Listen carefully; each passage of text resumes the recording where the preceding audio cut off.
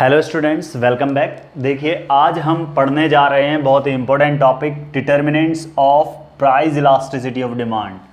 What are the main determinants of price elasticity of demand? ऐसे कौन से determinants हैं जिनकी वजह से इलास्टिसिटी ऑफ डिमांड इन्फ्लुएंस होती है? देखिए, इसमें मैं 6 आपको टॉपिक पढ़ाऊंगा। इसके सबसे पहला जो है वो फर्स्ट है nature of commodity, and second will be habit of consumer, third income of consumer, fourth availability of substitute, and fifth different uses, and last is postponement of consumption या पोस्टपोनमेंट ऑफ यूज। फर्स्ट है nature of commodity. देखिए student, nature कैसा है commodity का? First of all you remember, आप सीख रहे हैं determinant of price elasticity of demand. जब इलास्टिसिटी की बात आए तो आपको बताना है कि ये इनइलास्टिक है या फिर इलास्टिक है। इन चीज़ों के बारे में बताना है। भाई, इलास्टिक वो होता है जिसमें हम चेंज कर सकते हैं। ठीक है, मैं चाय पीता था लेकिन मेरे को चाय नुकसान देने लगी, मैंने चाय पीना छोड़ दिया, तो ये क्या होगा? इलास्टिक, मैंने चेंज कर लिया। ठीक है। इनइलास्टिक क्या होता है कि जैसे मेरी मम्मी चाय पीती हैं लेकिन मेरी मम्मी ने चाय पीना नहीं छोड़ा, लेकिन प्रॉब्लम कर रही है वो, तो वो क्या कहलाएगा? इनइलास्टिक, जिसमें हम चेंज कर सकते हैं। इलास्टिक चेंज नहीं कर सकते, इनइलास्टिक। क्लियर? देखिए, इनके बारे में हम पढ़ने जा रहे हैं। First, for the necessities goods. भाई, नेसेसिटीज गुड्स जहां पर आ जाए, आवश्यक है, आपको खरीदनी पड़ेंगी। ठीक है, क्या आप डिमांड को चेंज कर सकते हो? नहीं कर सकते, हम नहीं कर सकते उन चीजों का। Like salt, medicine, LPG gas, etc have inelastic demand. उनकी डिमांड क्या कहलाएगी? इनइलास्टिक कहलाएगी। लेकिन लग्जरीज गुड्स हैं, भाई मेरे को एयर कंडीशन खरीदना था, एयर कंडीशनर खरीदना था या कार खरीदनी थी, तो इनकी डिमांड क्या है? इलास्टिक, बाद में खरीद लेंगे। ठीक है, इन्हें पोस्टपोन यानी इन्हें बाद में खरीदा जा सकता है, ये लग्जरीज गुड्स हैं। तो नेचर कैसा है कमोडिटी का, पहले आपको वो सेलेक्ट करना पड़ेगा। फिर दूसरी चीज, हैबिट ऑफ कंज्यूमर। अभी मैंने आपको बताया स्टूडेंट, अगर एक consumer, if the consumer is habitual for a commodity like smoking, भाई सिगरेट पीने का हैबिचुअल है, बहुत ज्यादा सिगरेट पीता है वो, ठीक है, तो यह टी पीने वाला है, तो उसकी डिमांड क्या कहलाएगी? इनइलास्टिक। ठीक है।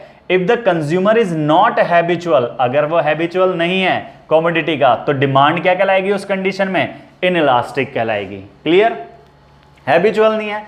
मैंने आपको बताया कि मैं चाय पीता था लेकिन अब नहीं पीता, तो वो क्या है? चेंज कर ली अगर हैबिट को, तो वो क्या है?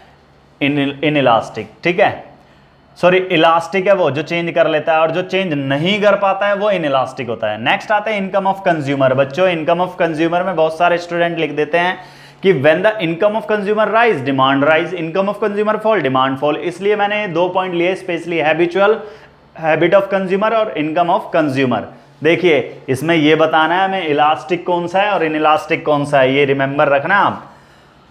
फॉर द वेरी हाई, बहुत ज्यादा हाई इनकम है और बहुत ज्यादा लो इनकम है जिन कंज्यूमर की, तो उनकी डिमांड क्या कहलाएगी? इनइलास्टिक। भाई, एक कंज्यूमर जो है ना, वो ₹4000 पर मंथ कमाता है। ठीक है, और एक कंज्यूमर है ₹4 लाख पर मंथ कमाता है। इन कंज्यूमर की इनकम एक की तो बहुत ज्यादा कम है, भाई सरवाइव करना बहुत मुश्किल काम है 4000 रुपीज में, और 4 लाख बहुत ज्यादा है। ठीक है, नॉर्मली आराम से सरवाइव किया जा सकता है, तो उन कंज्यूमर के लिए डिमांड इनइलास्टिक कहलाएगी। क्यों? क्योंकि अगर नॉर्मल गुड्स का प्राइस कोई चेंज होता है तो इस पे कोई फर्क नहीं पड़ेगा भाई, क्योंकि ये तो इंफीरियर गुड्स कंज्यूम करता है। 4000 रुपीज में नॉर्मल गुड्स थोड़ा ना कंज्यूम कर लेगा, लेकिन 4 लाख वाले को भी कोई फर्क नहीं पड़ेगा, क्योंकि उसकी इनकम तो बहुत ज्यादा है। अगर प्राइस चेंज भी होते हैं तो डिमांड में कोई चेंजेस नहीं आएंगे, तो इसलिए इनइलास्टिक होगी। सबसे ज्यादा जो प्रॉब्लम रहेगी वो मिडिल क्लास इनकम के कंज्यूमर को रहेगी, इसलिए उसकी डिमांड क्या कहलाएगी? इलास्टिक कहलाएगी। जो 40,000, 50,000, 30,000 रुपीज अर्न करते हैं उनको प्रॉब्लम रहेगी, उनकी डिमांड में चेंजेस पाए जाएंगे, तो उसकी डिमांड क्या कहलाएगी? इलास्टिक। नेक्स्ट है अवेलेबिलिटी ऑफ सब्स्टिट्यूट। अगर भाई किसी कमोडिटी का सब्स्टिट्यूट अवेलेबल होता है, if the commodity have more substitute then demand will be elastic.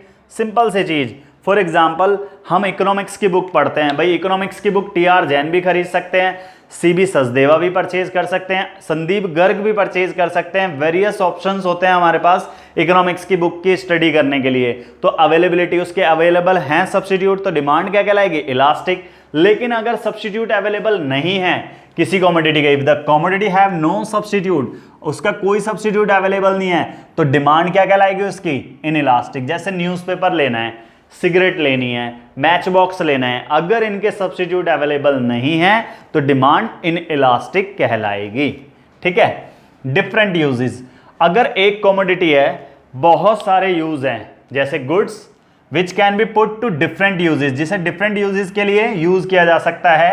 ठीक है। फॉर एग्जाम्पल मिल्क, आपको पता ही है मिल्क भाई, it is use for curd, आपने दही बना ली उसकी, और स्वीट्स भी बना सकते हैं। ठीक है। और चीज भी बना सकते हैं, तो वो क्या होगी डिमांड उसके लिए डिमांड क्या कहलाएगी, इलास्टिक। अगर मिल्क के प्राइस राइज हो जाएं तो भाई इंपॉर्टेंट काम के लिए ही मिल्क का यूज करेंगे ना, फिर उस कंडीशन में हम, तो मिल्क की डिमांड क्या कहलाएगी उस कंडीशन में, इलास्टिक। लेकिन जिनका कोई डिफरेंट यूजेस होते ही नहीं है, भाई ये मार्कर यूज कर रहा हूं, व्हाइट बोर्ड मार्कर हैं, इसी पर तो लिखे जा सकते हैं, अगर मैं किसी और पर लिखूंगा उस पर सही से काम नहीं करेंगे, तो इनकी डिमांड क्या कहलाएगी, इनइलास्टिक। ठीक है। Goods which can not be put to different uses which have inelastic demand, like white board marker हो गया या पेन हो गया आपके पास कोई भी, तो उनकी डिमांड क्या कहलाएगी, इनइलास्टिक। ठीक है।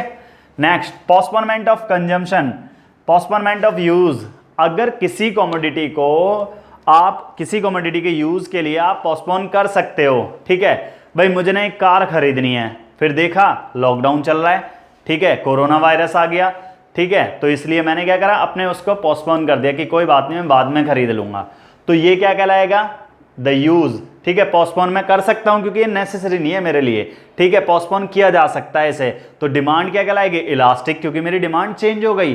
ठीक है। लेकिन अगर मैं पोस्टपोन नहीं कर सकता, भाई मुझे ना मेडिसिन खरीदनी है, ठीक है, वो तो खरीदनी पड़ेगी ना, तो उसे पोस्टपोन तो किया नहीं जा सकता फ्यूचर में कि कोई बात नहीं मैं बाद में इलाज करा लूंगा अपना, नहीं हो सकता ऐसे, तो उसकी डिमांड क्या कहलाएगी, इनइलास्टिक। ठीक है। जिसे आप पोस्टपोन कर सकते हो उसकी डिमांड क्या होगी, इलास्टिक, और जिसे पोस्टपोन नहीं कर सकते उसकी डिमांड क्या होगी, इनइलास्टिक।